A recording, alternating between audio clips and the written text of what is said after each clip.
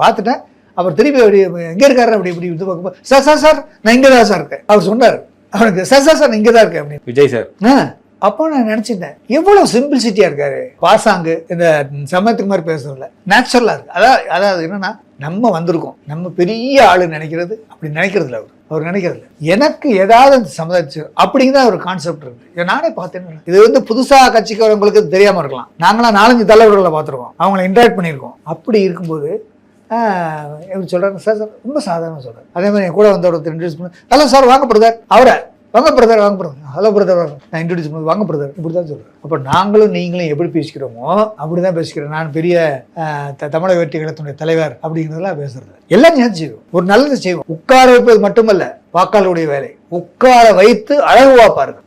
இதைத்தான் எம்ஜிஆர் சொல்லுவார் அடிக்க. நான் என்ன செஞ்சேன் மக்களுக்கு அப்படின்னு சொல்றேன். மக்கள் என்னை நம்புகிறார்கள், அவர்கள் என்னை கொண்டு வந்து அலங்கார வைத்து அழகு பார்த்தார்கள். இதைத்தான் 2026 தமிழக வெற்றி கழகத்தின் தலைவர் தளபதி அவர்களை அந்த ஆட்சி கட்டில் அமர வைத்து அழகு பார்க்க போகிறார்கள். ஹோம்ஒர்க் பண்றதுக்கு முன்னாடி அதை ரிசர்ச் பண்ணி அதை ஆய்வு நடத்தி அப்புறம் இது இம்ப்ளிமெண்ட் பண்ணலாங்கிற ஃபீசிபிலிட்டிஸ், அதாவது சாதிக்க முடியுமா இது சாத்தியமா என்பதை ஆய்வு செய்து அப்புறம் அதை திட்டமிட்டு அப்புறம் அதை எக்ஸிக்யூட் பண்றதுக்கு பிளான் பண்றது. அதைத்தான் தமிழக வெற்றி கழகத்தினுடைய தலைவர் சொல்றார். சார் வணக்கம். வணக்கம். ஜாதிவாரி கணக்கெடுப்பு குறித்து விஜய் ஒரு அறிக்கை வெளியிட்டிருந்தாரு. ஜாதிவாரி கணக்கெடுப்பை நடத்துவதற்கான பணிகளை ஒரு பக்கம் மத்திய அரசு தொடங்கியிருக்காங்க. இந்தியா முழுக்கவே பல அரசியல் கட்சிகள் இதை பற்றியும் தொடர்ந்தும் பேசுறாங்க. விஜயிடமிருந்து இந்த அறிக்கை வந்திருப்பது, அதில் அவர் இன்னொரு விஷயத்தையும் குறிப்பிட்டு சொல்றாரு, கேஸ்ட் சர்வேவா எடுக்கணும், மாநில அரசுக்கும் அதில் பங்கு இருக்குன்னு சொல்றாரு.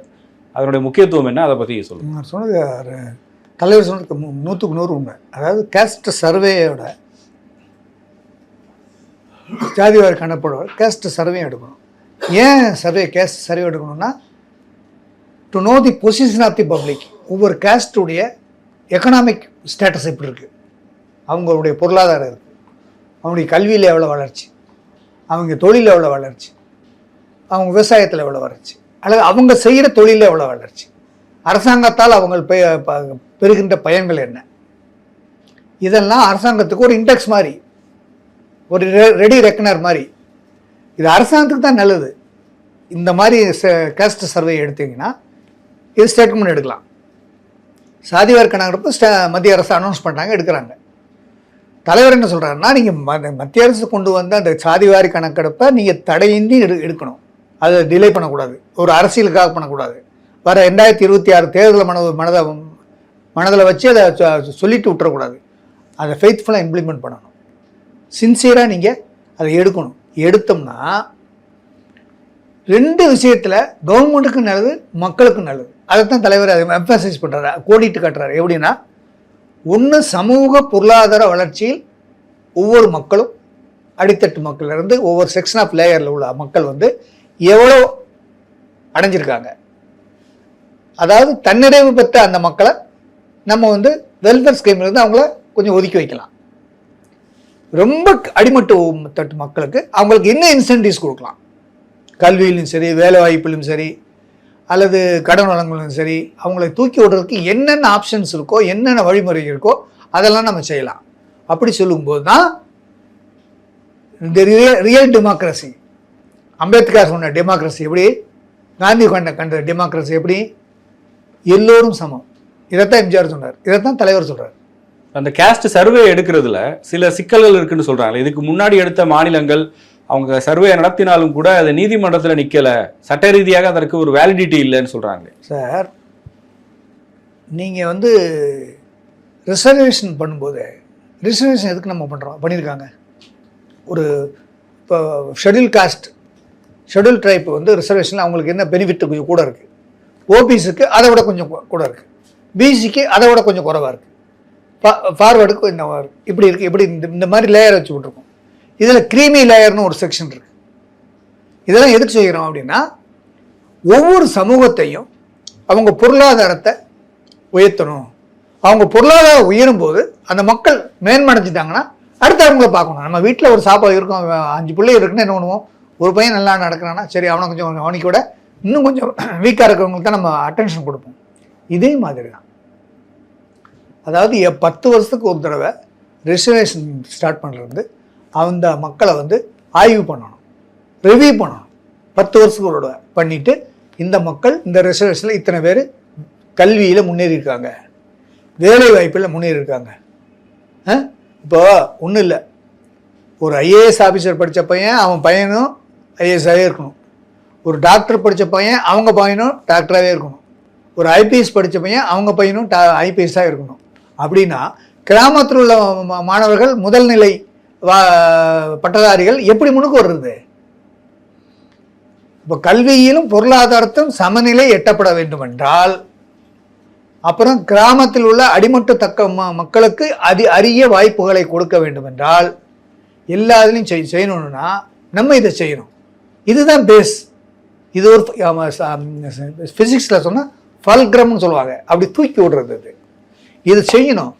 இதை வந்து அரசியல் கட்சிகள் செய்யணும். இது அரசியல் கட்சி அப்பமே செஞ்சுருக்கணும். இப்போ 70 வருஷம் நமக்கு, இப்போ எத்தனை 7 டெக்கேட் ஆச்சு நம்ம சுதந்திரம் பெற்று, இன்னும் பெருவாரியான வளர்ச்சியை பெற்றிருக்கணும், நம்ம பெறலை. இப்போ மத்திய அரசு அறிவிச்சிருக்கு. இதைத்தான் எங்களுடைய தலைவர் என்ன சொல்கிறாரு, நீங்கள் அறிவிச்சதோட மட்டும் நின்றாதீங்க, இதை ஃபெய்த்ஃபுல்லாக இம்ப்ளிமெண்ட் பண்ணணும், சின்சியராக உண்மையாக நீங்கள் வந்து மக்களுக்கு எடுத்துகிட்டு போகணும். இந்த ஜாதிவாரி கணக்கு எடுக்கணும். இது ஒரு பக்கம் இருந்தாலும் மாநில அரசு இல்லை, அங்கே தான் என்ன சொல்கிறாங்கன்னா கேஸ்ட் சர்வேயும் பண்ணணும். ஏன்னா நீங்கள் கேஸ்ட்டை சர்வே பண்ணும்போது தான் காம்போசிஷன் ஆஃப் தி பப்ளிக், ஒரு சமுதாயம் கம்யூனிட்டியுடைய ஒவ்வொரு சமுதாயம் எவ்வளோ இருக்குது, எப்படி இருக்குது, எல்லா சமுதாயமும் எல்லா தொழிலும் எல்லா சமுதாயம் ஒன்றோடு ஒன்று இணையப்பட்டது தான். ஒரு எக்ஸாம்பிள், நாங்கள் மருத்துவராக இங்கே வாத்தியார் சொல்லுவார், ஒரு ஆஸ்பத்திரி, ஒரு ஊரில் ஒரு கார்பெண்டரில் ஒருத்தர் இறந்துட்டார்னு வச்சுங்க, ஒரு எக்ஸாம்பிள் சொல்லுவார். ஒருத்தர் இறந்துட்டார்னா அங்கே கார்பெண்டர் இல்லைன்னா அந்த பெட்டிக்கு அந்த இதுக்கு வந்து காஃபின் அடிக்க முடியாது. ஒரு ஒரு பூக்கடை இல்லைன்னா அதுக்கு மாலை போட முடியாது. ஒரு பலசரக்கு கிடக்கிற இது இல்லைன்னா அங்கே வரவங்களுக்கு துக்கம் விசாரிக்க வரவங்களுக்கு அவங்களுக்கு பாக்கு அது இது சிலிண்டர் ஜாமங்கள் வாங்க முடியாது. அங்கே வந்து வெட்டியான் இல்லைன்னா அங்கே வந்து சிமெண்ட்டில் போய் அந்த இதை அது வந்து தோண்ட முடியாது. இந்த மாதிரி ஒவ்வொரு சமுதாயமும் ஒன்றோடு ஒன்று இணைந்தது. அதுதான் சமூக கட்டமைப்பு. இந்த சமூக கட்டமைப்பு வலுப்பெற வேண்டும் என்றால் நீங்கள் வந்து சாதிவாரி கணக்கெடுப்பது மட்டுமல்லாமல் காஸ்ட் சர்வேயும் எடுக்கணும். எப்படி இருக்குது சமுதாயம் இந்த நாட்டில், குறிப்பாக மாநிலத்துக்கு இந்த சமுதாயங்கள் எங்கெங்கே இருக்குது. இல்லை, மாநில அரசுக்கு அந்த அதிகாரம் இல்லைன்னு சாதி வாரி கணக்கெடுப்பது அதிகாரம் இல்லைன்னு சொல்லலாம். ஆனால் காஸ்ட் சர்வே, அதாவது அந்த சர்வே எடுக்கிறதுக்கு வந்து மாநில அரசு செய்யலாம். ஏன் இப்போ நீங்கள் வந்து ஒரு இல்லை அந்த சர்வேவை அடிப்படையாக வச்சு ஒரு இடஒதுக்கீடோ அல்லது வெல்ஃபேர் ஸ்கீமோ பண்ண முடியும்? பண்ணல. அதான் நீங்கள் அதுதான் சார் சட்டமன்றம். நீங்கள் காஸ்ட் சர்வே எடுங்க, ஒரு டீட்டெயில்ஸ் எடுத்து வைங்க, இதை கொண்டு வந்து சட்டமன்றத்தில் பேசுங்க, எல்லா உறுப்பினரும் சேர்ந்து பேசுங்க. நம்ம தானே பாலிசி மேக்கர், சட்டமன்றம் தானே, கொள்கை முடிவு எடுக்கிற சட்டமன்றம் தானே. சட்டமன்றத்தை பேசி இந்த இதை எடுத்து யூனியன் கவர்மெண்ட்டுக்கு ரெக்கமெண்ட் பண்ணுங்க. இல்லைன்னு ஒரு டெலிகேஷன் அனுப்பிச்சு அங்கே பேசுங்க. தேர்தல் இருக்க எம்பிகள் இருக்காங்க, அங்கே எதிர்வலிக்கட்டும். இதுதானே கூட்டாட்சி, இதுதானே கூட்டாட்சி தத்துவம். இல்லை, இது ஒரு மடைமாற்றும் செயல். விஜய் மத்திய அரசு பக்கம் இருக்கக்கூடிய கடமைகளை மாநில அரசின் பக்கம் மடைமாற்றம் செய்கிறார். இல்ல அரசியல் புரிதல் அற்றது. இல்ல பேசிக்கே தப்பு. அதாவது சாதிவாரி கணக்கெடுப்பும் காஸ்ட் சர்வேயும் இன்றியமையாதது ஒவ்வொரு நாட்டுக்கும், ஒவ்வொரு மாநிலத்துக்கும், ஒட்டுமொத்தமாக இந்த நாட்டுக்கும். ஏன்னா நம்ம வந்து 3வது இடம் 4வது இடத்துல டார்கெட் வச்சு, வேர்ல்டில் 4வது இடத்துக்கு 3வது இடத்துக்கு பொருளாதாரத்துக்கு போகணுன்ற டார்கெட் வச்சு நம்ம வந்து மத்திய அரசு போய்கிட்டு இருக்கு. அதைத்தான் பாலிசியாக சொல்லிகிட்டு இருக்காங்க.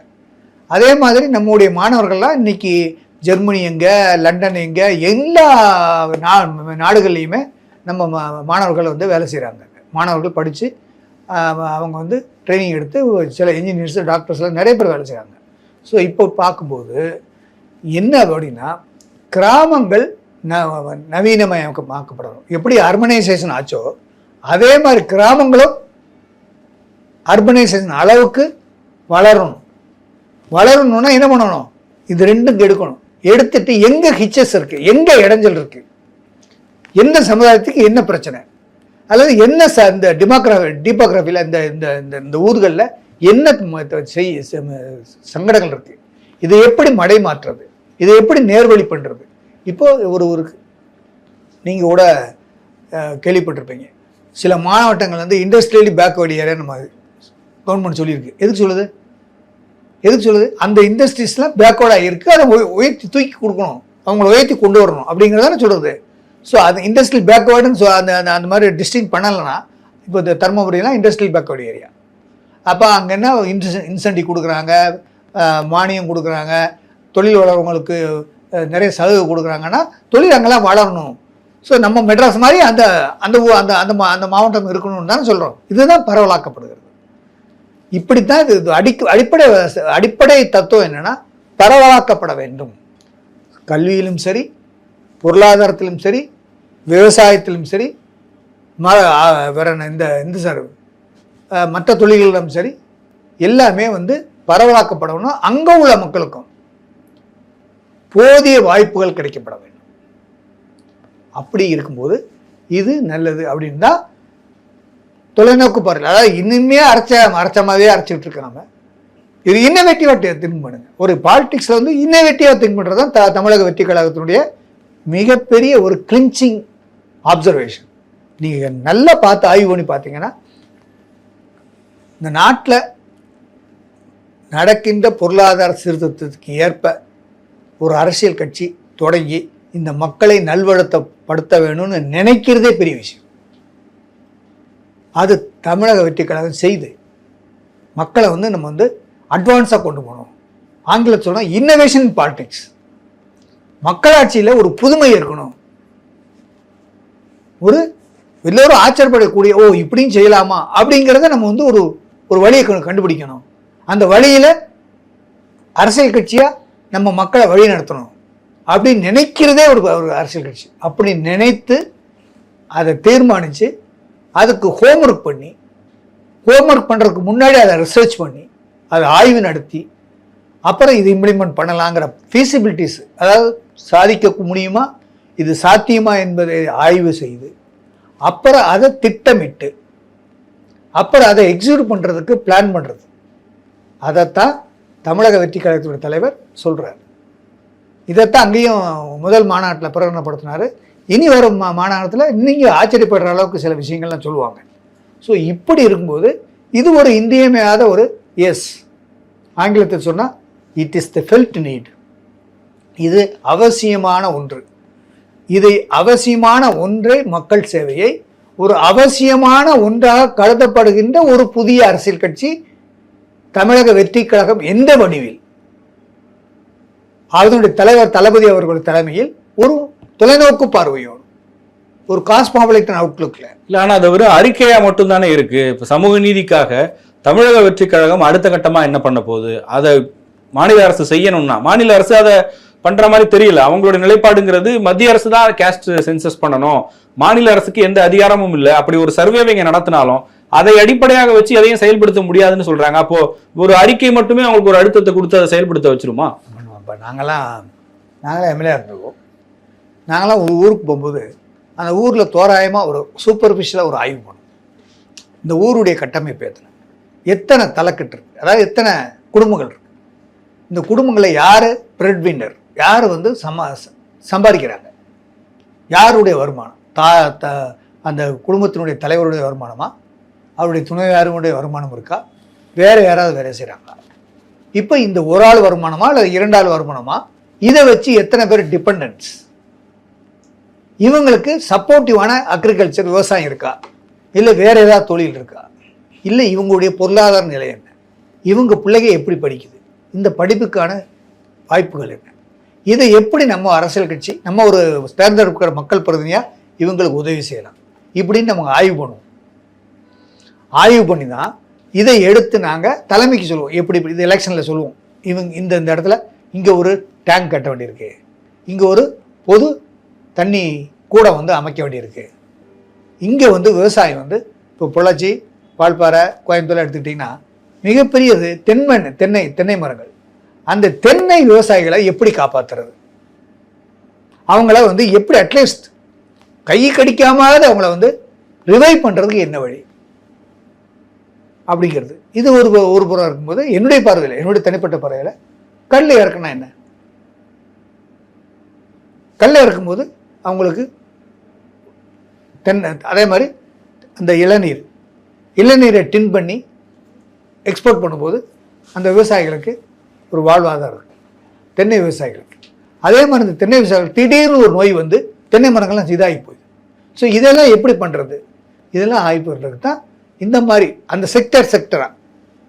இப்போ இந்த பக்கம் வந்தீங்கன்னா நெய்வேலியில் பக்கத்தானா இந்த கிரவுண்ட், இந்த இது நிலக்கடலை மட்டக்கடலை, இது நம்ம கேஷ்யூ நட்ஸ்,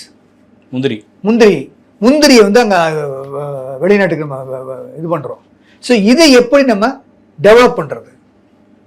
அப்புறம் இந்த பக்கம் நம்ம டுவர்ட்ஸ் மெட்ராஸ் பக்கம் வந்தீங்கன்னா நிலத்தடி நீரை நம்ம எப்படி உயர்த்தி பண்ணுறோம், பெர்குலேஷன் எப்படி இம்ப்ரூவ் பண்ணுறது. அப்புறம் இன்னும் டுவர்ட்ஸ் இருந்தீங்கன்னா இங்கே வந்து மழை காலத்தில் தண்ணியை எப்படி லெட் அவுட் பண்ணுறது, மழை பெய்யும் போது எக்ஸஸ் த ரெயின் வாட்டரை எப்படி நம்ம செக் டேம் கட்டி அதை தங்க வைக்கிறது, கடலில் போய் வீணாக கலக்காமல் அதை எப்படி கணக்குறது, எப்படி இந்த கழிவு நீரை ஃப்ளட் வரும்போது அதை ஸ்ட்ரீம்லைன் பண்ணுறது. இப்படிகளை திட்டங்களை செய்யும்போது இதுகளுக்கெல்லாம் இதை யார் செய்கிறது, இது என்ன பொருளாதாரம், இதனுடைய மேன் பவர் என்ன, இதனுடைய இன்ஃப்ராஸ்ட்ரக்சர் என்ன, கட்டமைப்பு என்ன, இதெல்லாம் பார்க்கறதுக்கு எல்லாத்தையும் பார்க்கணும். எல்லா கட்டமைப்பை பார்க்குற மாதிரி சமூக கட்டமைப்பை பண்ணி, சமூக கட்டமைப்பை பார்க்காம வளர்ச்சி கட்டமைப்பு எப்படி நீங்க பண்ணிடுவீங்க? இதுக்கான அழுத்தம் எப்படி கொடுக்க போறீங்க? அறிக்கை மட்டும் வெளியிட்டா போதுமா? இதுதான் இது ஒன்னாத்தி கோரிக்கையா செய்வாங்க. அதாவது ஒரு இன்னோவேட்டிவ் பாலிட்டிக்ஸ்ல இதெல்லாம் இன்றியமையாதது. ஒரு அரசியல்ல வந்து ஒரு சீர்திருத்த அரசியலா, ஒரு நவீனமய அரசியலா, ஒரு அறிவார்ந்த அரசியலா செய்யணும்னு நினைச்சா இது கண்டிப்பா அதுல இடம் வரும். அப்படித்தான் நான் நினைக்கிறேன். அதை கண்டிப்பா அவங்க செய்வாங்க. அந்த மாதிரி பார்வையில் தான் தமிழக வெற்றி கழகத்தினுடைய தலைவர் இருக்காரு. அவர் பேசுகின்ற ஒவ்வொரு பேச்சையும் நான் தனியாக என்கிட்ட டைரெக்டாக பேசும்போது ஒரு சின்ன எக்ஸாம்பிள் சொல்கிறேன். எத்தனையோ தலைவர் நான் பார்த்துருக்கேன். நான் நாட் பூஸ்டிங், இது யதார்த்தத்தை சொல்கிறேன். ஜெயலலிதா மானா பார்த்தா சிரிப்பாங்க, கலைஞரை என்னையா அப்படின்னு கேட்பாரு தலைவர், அது ஒரு பாணியில் சிரிப்பாங்க, வைப்பாங்க, அவங்க ரிசீவ் பண்ணுவாங்க. இப்போ நான் சும்மா பார்க்கும்போது அவர் பார்த்துட்டேன். அவர் திருப்பி அப்படி எங்கே இருக்காரு அப்படி இப்படி இது பார்க்கும்போது, சார் நான் இங்கே தான் சார் இருக்கேன். அவர் சொன்னார் அவனுக்கு, சார் நான் இங்கே தான் இருக்கேன் அப்படின்னாரு விஜய் சார். அப்போ நான் நினச்சிட்டேன் எவ்வளோ சிம்பிள்சிட்டியாக இருக்காரு. அவருடைய ஆக்டிவிட்டிஸ் வந்து அந்த அந்த அந்த அதான் சொன்னேன், பாசாங்கு இந்த சமயத்துக்கு மாதிரி பேசுறதில்ல, நேச்சுரலாக இருக்குது. அதாவது என்னென்னா நம்ம வந்திருக்கோம், நம்ம பெரிய ஆள் நினைக்கிறது அப்படி நினைக்கிறதில்ல. அவர் நினைக்கிறதில்ல எனக்கு ஏதாவது சமுதாயிச்சு அப்படிங்கிற ஒரு கான்செப்ட் இருக்குது. நானே பார்த்தேன்னு ஒரு தலைவர், கட்சியுடைய தலைவர், அவருடைய பிஹேவியரும் அவருடைய இதுவும் பொசிஷன் எப்படி இருக்கும் நம்ம எப்படி பார்த்துருக்கோம். இது வந்து புதுசாக கட்சிக்கு வரவங்களுக்கு தெரியாமல் இருக்கலாம். நாங்களாம் 4-5 தலைவர்களை பார்த்துருக்கோம், அவங்கள இன்ட்ராக்ட் பண்ணியிருக்கோம். அப்படி இருக்கும்போது எப்படி சொல்கிறாங்க, சார் ரொம்ப சாதாரணமாக சொல்கிறார். அதே மாதிரி என் கூட வந்து ஒருத்தர் இன்ட்ரடியூஸ் பண்ணி, ஹலோ சார் வாங்க பிரதர், அவரை வாங்க பிரதர், ஹலோ பிரதர் வாங்க, நான் இன்ட்ரடியூஸ் பண்ணி வாங்க பிரதர், இப்படி தான் சொல்கிறேன். அப்போ நாங்களும் நீங்களும் எப்படி பேசிக்கிறோமோ அப்படி தான் பேசிக்கிறேன். நான் பெரிய தமிழக வெற்றி கழகத்தினுடைய தலைவர் அப்படிங்கிறதெல்லாம் பேசுறது எல்லாம் ஞாபகம் செய்வோம், ஒரு நல்லது செய்வோம் அப்படின்னு நினைக்கிறார். இதுக்கு வந்து யார் சப்போர்ட் பண்ணணும்னா உங்களை மாதிரி பத்திரிக்கையாளர் சப்போர்ட் பண்ணணும். இதை நீங்கள் பார்க்கணும். நீங்கள் நான் சொல்கிறதையோ, நான் இன்னைக்கு கட்சிக்கு தமிழக வெற்றி கழகத்தில் சேர்ந்ததுனால பூஸ்டர் போட்டேன்னு நினச்சி நீங்கள் அப்படி நினைக்க வேண்டாம். நான் என் பேச்சை நீங்கள் எடுத்துக்க வேண்டாம். நீங்கள் அப்சர்வ் பண்ணுங்க. நீங்களும் நிறைய தலைவர்களை பார்த்துருப்பீங்க, எல்லாம் பார்த்துருப்பீங்க. அப்சர்வ் பண்ணிவிட்டு ஸோ அதில் நல்லது இருந்தால் கண்டிப்பாக அதை வந்து உங்களுடைய தார்மீக கடமை வந்து மக்களுக்கு சொல்லணும். ஏன்னா ஏன் இதை நான் சொல்கிறேன்னா, இப்படித்தான் மற்ற கட்சி தலைவர்களும் இருக்கணும். இதைத்தான் மக்கள் விரும்புகிறாங்க. அதாவது ஒரு கட்டத்தில் ஏன்பா இந்த ரவுடிக்கு குண்டாஸுக்கு ஜெயிலுக்கு போனவங்களாம் ஓட்டு போடுறீங்க, அவங்க ஜெயிக்க வச்சுருங்க கேட்டோன்னா அவங்க என்ன சொன்னாங்க, அவங்க ஜெயிலுக்கு போனாங்களோ, அவங்க கொள்ளையடிச்சாங்களோ, அதை பற்றி எனக்கு தெரியாது. எனக்கு ஒரு குறை இருக்குது. நான் அதிகாரிகள்கிட்ட போய் சொல்கிறேன், அந்த அதிகாரிகள் கேட்க மாட்டேங்கிறேன், இனியும் மதிக்க மாட்டேங்கிறேன். அப்போ நான் எனக்கு யார் அங்கே தலைவர்னு கேட்குறேன். அந்த தலைவர்கிட்ட போய் சொல்கிறேன், அவர் எனக்கு செய்கிறாரு, நான் என்ன கைமாறு செய்யணும்?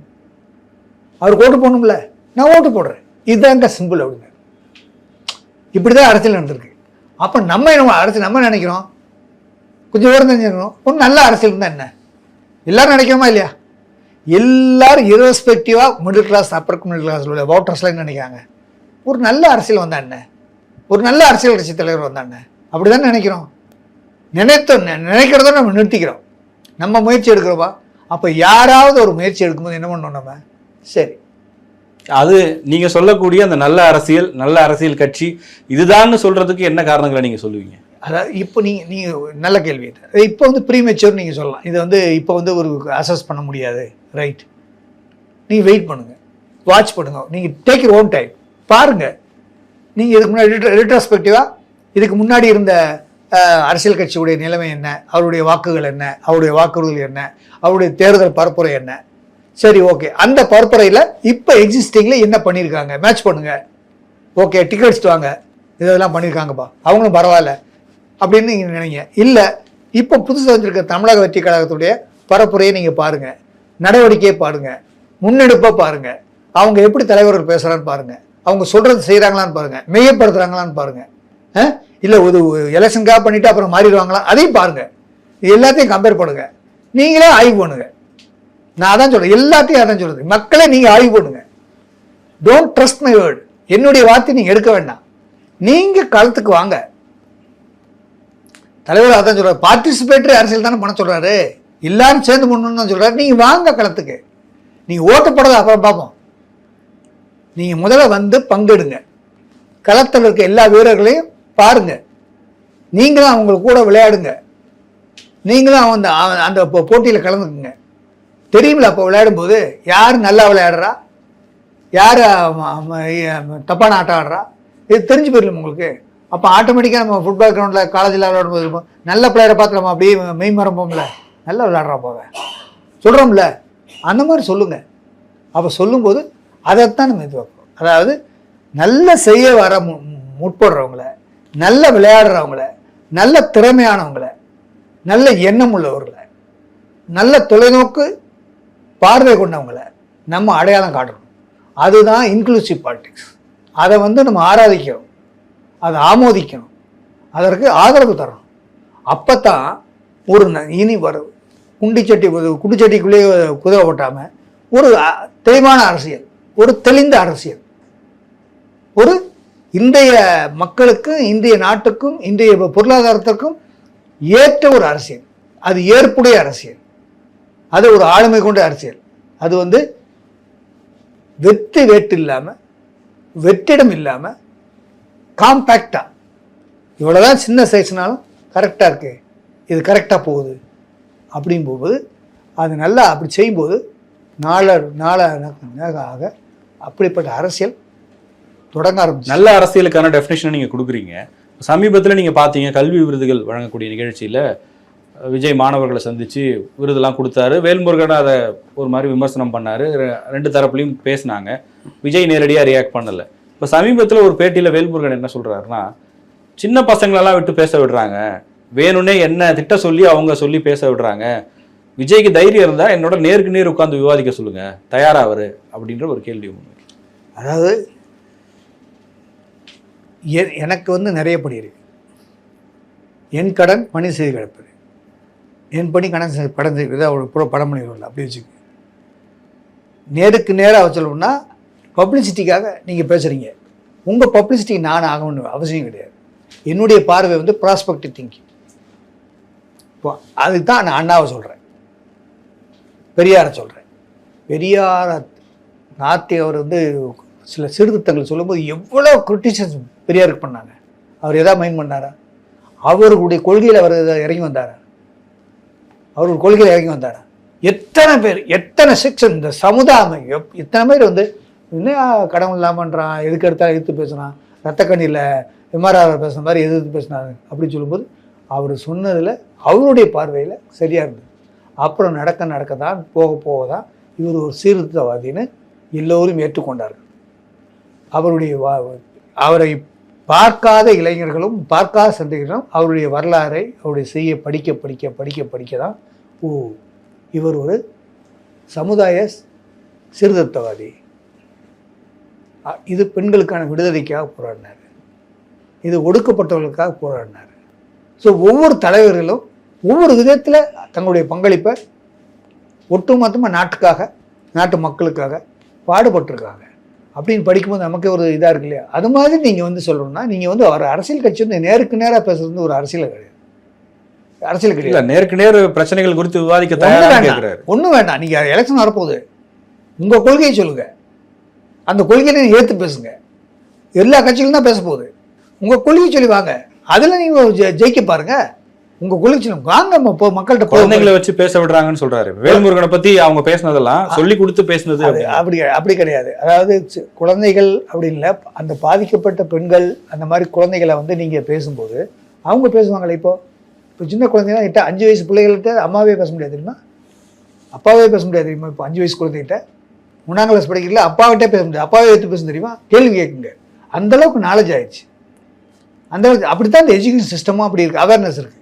ஸோ அதனால் வந்து சின்ன குழந்தைங்கன்னு சொல்கிறாங்க, யார் தவறு செய்தாலும், யார் செய்தது கண்டனக்குரிய இருந்தாலும், யார் செய்ததற்கு பதில் கொடுக்கணும். சரியான நீங்கள் ஒரு மெசேஜ் சொல்கிறீங்க, அதுக்கு நான் பதில் சொல்கிறேன்னா அதை ஏற்று பேசுறதில்ல. It is my opinion. உங்கள் ஒப்பீனியன் எப்படி சொல்கிறீங்களோ அதே மாதிரி அதுக்கு எதிர்ப்பு தெரிவிக்கிறதோ, அதை நீங்கள் சொல்கிற தப்புன்னு சொல்கிறதோ என்னுடைய உரிமை. அதுக்கு வரம்பு கிடையாது. ரைட்ஸுக்கு வந்து வரம்பு வர கிடையாது. உங்களுக்கு விவரம் தெரிஞ்சுதா பேச, உங்களுக்கு உங்களால் முடியும்னா பேசலாம். அதை நீங்கள் ஆச்சரியப்படணும், அதை பரவாயில்லையே பையன் நல்லா பேசுகிறானே அப்படின்னு சொல்லணும். அதுதான் அப்படி சொல்லுவார், அண்ணாமும் சொல்லுவார். ஓஹோ, என்னையை பற்றி இப்படி பேசுகிறானா, பேசிட்டு போகிறான், நல்லா பேசிட்டோம் அப்படின்னு சொல்லுவார். ஸோ இதுதான் மெச்சூரிட்டி. பொலிட்டிக்கல் மெச்சூரிட்டியில் வந்து இந்த மாதிரி, அதாவது நான் வாஜ்பாயிட்ட ஒரு நாள் இப்போ எம்எல்ஏஸ்லாம், நாங்கள் தமிழ்நாடு எம்எல்ஏஸ்லாம் போய் அசம்பிளி பார்லிமெண்ட்டில் பேசணும். அப்போ வாஜ்பாய் வந்து எதிர்கட்சி தலைவர் பார்லிமெண்ட்டில். அப்போ ஒரு எம்எல்ஏவுக்கு இன்னும் பவர் கொடுக்கணுங்க, நிறைய பேர் இது ஒரு அதிகாரிகள் கேட்கலன்னா உடனே சஸ்பெண்ட் பண்ணுறதுக்கு மாதிரி ஒரு பவர் கொடுக்கணும்னு அவர் சிரித்தார். நான் தான் இந்த கேள்வி கேட்டேன். அவர் சிரிச்சுட்டே சொன்னார், you are a policy maker, you are not ஒரு ஆஃபீஸர். இன்னொரு ஆஃபீஸர் பனிஷ் பண்ணுறது உங்கள் வேலையில். You are a policy maker. இந்த சமுதாயத்துக்கு நல்ல திட்டங்களை திட்டுறது, அதுதான் பாலிசி மேக்கர். நீ நாளைக்கு ஒரு டேம் கட்டுங்க, இந்த இடத்துல ஒரு 10 இதை கட்டுங்க அப்படின்னு சொல்கிறது தான் policy. Your role is much more better than an officer அப்படின்னு சொல்லி சிரிச்சார். இது ஒரு சாதாரண வேலை, ஒரு பனிஷ் பண்ணுறது. இதை போய் ஏன் கேட்குறீங்க? யூ நோ யுவர் பவர் அப்படின்னு சொல்லி சிரிச்சார். காமெடி பண்ணுவார், நல்லா சிரிப்பார், ரொம்ப அறிவாளி. நான் மதிக்கிற தலைவரில் அவர் எந்த கட்சியும் எனக்கு தெரியாது இமீடியட்லி. பட் நான் மதிக்கிற அவரும் ஒரு தலைவர். அவ்வளோ சுவாரஸ்யமாக, அவ்வளோ கான்ஸ்டியூஷன் தெரிஞ்சவர். அவர்கிட்ட நாங்கள் போய் கற்றுக்கிட்டோம். அப்படி சொன்னார். அந்த மாதிரி நம்ம வந்து பாலிசி மேக்கர், நம்முடைய எண்ணங்கள்லாம் வேறு மாதிரி இருக்கணும். 2026க்கான கணக்கு என்ன சார்?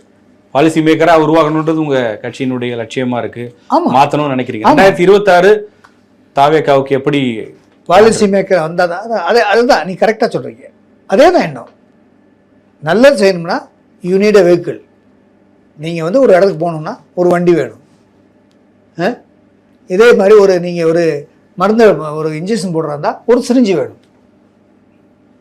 அதே மாதிரி எதாவது செய்யணும்னா அதுக்கு ஒரு வெஹிக்கிள்மாங்க சயின்ஸில். வெஹிக்கிள்னா வண்டி இது இல்லை, ஒரு பிளாட்ஃபார்ம், டு கேரி சம்திங். அதே மாதிரி நீங்கள் வந்து செய்யணும்னா உங்களுக்கு அதிகாரம் வேணும், அரசியல் அதிகாரம் வேணும். விஜய் வாக்குகளை பிரிப்பாரை தவிர வெற்றி பெற முடியாதுன்ற ஒரு விமர்சனம் இருக்கு. கொஞ்சம் வெயிட் பண்ணுங்க, கொஞ்சம் வெயிட். 8 மாதம் இருக்குது. நீங்கள் போக எந்த ரூட்டில் போகுதுன்னு உங்களுக்கு தெரிஞ்சிடும். இது எல்லாரும் தான் கேட்குறாங்க. ஆனால் அந்த கேள்வி நியாயமானதான்.